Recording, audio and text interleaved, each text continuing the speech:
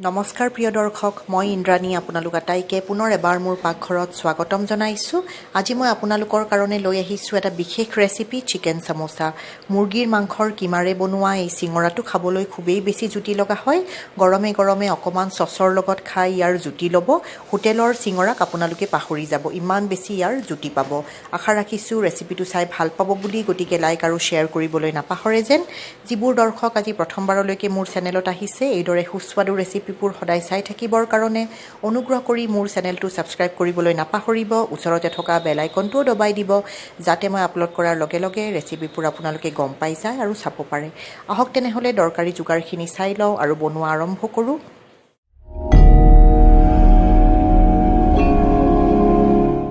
Chicken চামোচা বনাবৰ কাৰণে মই 200 গ্ৰাম মুৰ্গীৰ মাংসৰ কিমা লৈছোঁ। সৰহকৈ পানী আৰু জোখমতে নিমখ দি পেলাই এইখিনি প্ৰায় 15-20 মিনিটৰ কাৰণে গেছত বহাই দিম সিজিবৰ কাৰণে। মই দোকানৰ পৰাই ৰেডিমেড কিমা লৈ আহিছোঁ। আপোনালোকে ঘৰত কিমা বনাব পাৰে বৰ সহজে।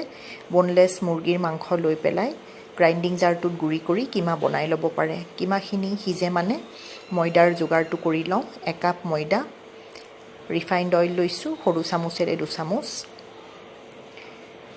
2 চিকুট নিমখ যোগ কৰি দিম আৰু এয়া 2 চিকুট কালজিৰা লৈছোঁ। এই গোটেইখিনি ভালদৰে মিলাই দিম। প্ৰথমতে খুব ভালদৰে মঠি এইখিনি মিলাই লৈছোঁ আৰু এয়া চাওক, হাতৰ তলুৱাৰে অলপ চেপি দিলে এইদৰে লাড্ডুৰ দৰে হৈ যায়। ময়ামখিনি দিয়াত ভাল হৈছে। এতিয়া অলপ ঠাণ্ডা পানী লৈ ময়দাখিনি ভালদৰে মাৰি এটা ছফ্ট ডো বনাই ল'ম। এয়া ময়দাখিনি মাৰা হৈ গ'ল। এতিয়া প্ৰায় 15 মিনিটৰ কাৰণে ময়দাখিনি ঢাকন দি পেলাই ছেট হ'বৰ কাৰণে ছাইডত ৰাখি দিলোঁ। এয়া 15 মিনিট পিছত কিমাখিনি খুব ভালদৰে বইল হ'ল। এতিয়া গেছ বন্ধ কৰি দিম আৰু পানীখিনি পেলাই দি কিমাখিনি ছাইডত এইদৰে ৰাখি দিম। এতিয়া এখন ফ্ৰাইং পেন গৰম কৰি ল'ম গেছত আৰু সৰু চামুচেৰে এয়া 3 চামুচ ৰিফাইণ্ড অইল ইয়াতে যোগ কৰি দিলোঁ। ৰিফাইণ্ড অইলখিনি ভালদৰে গৰম হোৱাৰ পিছত আধা চামুচ আদা নহৰু বটা সৰু চামুচেৰে দিছোঁ। আদা নহৰু বটাখিনি 2-4 ছেকেণ্ডমান ভাজি মজলীয়া আকাৰৰ এটা পিঁয়াজ মিহি মিহিকৈ কাটা ইয়াতে যোগ কৰি দিলোঁ। পিঁয়াজখিনি দিয়াৰ পিছত প্ৰায় 1 মিনিট সময় মিডিয়াম টু ল' ফ্লেমত ভালদৰে ভাজি ল'লোঁ।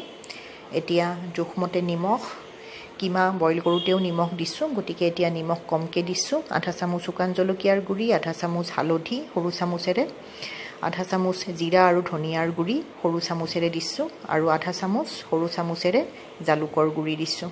ভালদৰে মিলাই দিম। মছলাখিনি দিয়াৰ পিছত প্ৰায় 1 মিনিট সময় ল' ফ্লেমত এইখিনি ভাজি ল'লোঁ। মছলাখিনিৰ পৰা সুন্দৰ এটা গোন্ধ ওলাইছে।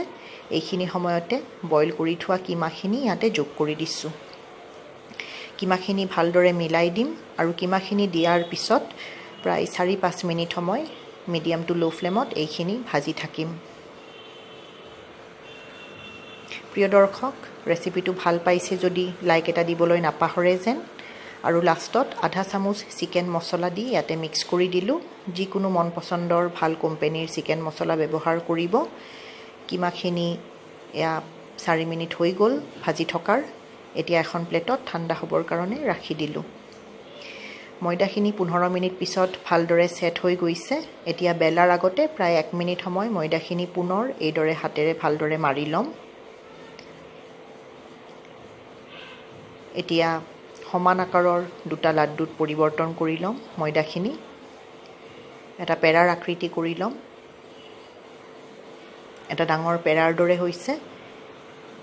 এইদৰে 2টা লাড্ডু মই এতিয়া বেলি পেলাই চিঙৰা বনাম।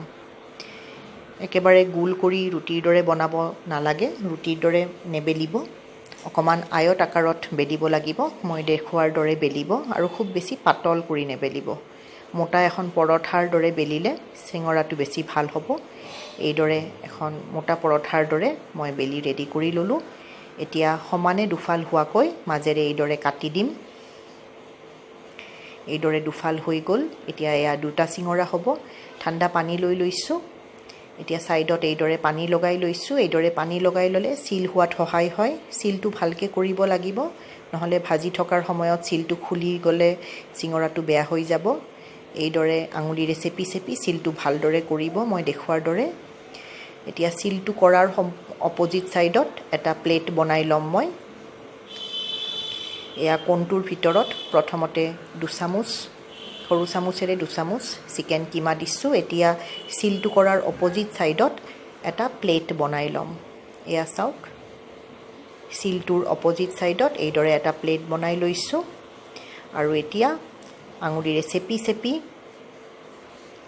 এয়া চাওক খুব ভালদৰে সিল কৰি পেলাই এইদৰে সিঙৰাটো মই ৰেডি কৰি পেলালো এইদৰে বাকি কেইটা সিঙৰাও বনাই ৰেডি কৰি লম আৰু এটা সিঙৰা মই আপোনালোকক দেখাই দিছো ফটাফট অতি সহজ প্ৰিয় দৰ্শক অকমান প্ৰেক্টিস লাগে আপোনালোকে নিশ্চয় কৰি চাব কিবা অসুবিধা পালে মোক কমেন্টত জনাব মই নিশ্চয় আপোনালোকক সহায় কৰিম একো টান কাম নহয় এইদৰে সিলটোৰ অপোজিট সাইডত এটা প্লেট বনাব লাগিব আপোনালোকে মমত যেনেকে প্লেট বনাই মমত বেছি প্লেট বনাই ইয়াতে মাত্ৰ এটা প্লেট বনাব লাগিব আৰু লাষ্টত এইদৰে তলৰখিনি ভালদৰে চেপি চেপি খুব সুন্দৰকে সিল কৰি দিব অতি সহজ এইদৰে সিঙৰা বনোৱা হৈ গল বাকি কেইটা সিঙৰা বনাইও মই ৰেডি কৰি পেলালো প্ৰিয় দৰ্শক ৰেচিপিটো ভাল পাইছে যদি লাইক এটা কৰিবলৈ নাপাহৰে যেন আপোনালোকৰ এটা লাইকে মোক বহুখিনি উৎসাহিত কৰে এতিয়া এখন ফ্ৰাইং পেনত সৰহকৈ ৰিফাইন্ড অইল সিঙৰা ভাজাৰ কাৰণে গৰম কৰি ললো বেছি গৰম নহয় তেলখিনি কুহুমিয়া গৰম হোৱাৰ লগে লগে সিঙৰা দুটা দি দিছো মই দুটাকৈ সিঙৰা ভাজিম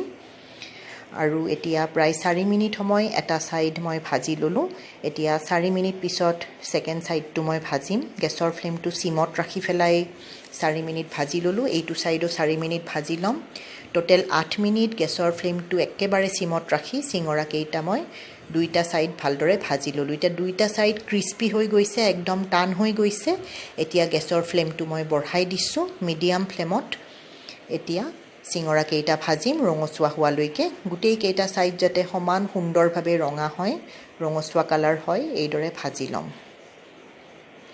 এয়া চাওক গেছটো বঢ়াই দিয়াৰ পিছত 2 মিনিটতে এই দুটা ৰঙচুৱা হৈ গল সুন্দৰভাৱে এতিয়া এখন প্লেটত টিস্যু পেপাৰ থৈ দিছো তাত সিঙৰা কেইটা এক্সট্ৰা তেলখিনি যাতে সোক হৈ যায় এয়া গৰম গৰম গুটেই কেইটা সিঙৰা ভাজি মই আপোনালোকৰ সন্মুখত অকমান টমেটো কেচাপৰ হৈতে পৰিবেশন কৰি দেখাইছো প্ৰিয় দৰ্শক আশা ৰাখিছো আজিৰ এই গৰম গৰম সিঙৰাৰ ৰেচিপিটো চাই আপোনালোকে অতি সোনকালে বনাই খাব খাই কেনেকুৱা পালে কমেন্ট এটা কৰি জানিবলৈ দিবলৈ যাতে নাপাহৰে আহিছো তেনেহলে আজিলৈ ধন্যবাদ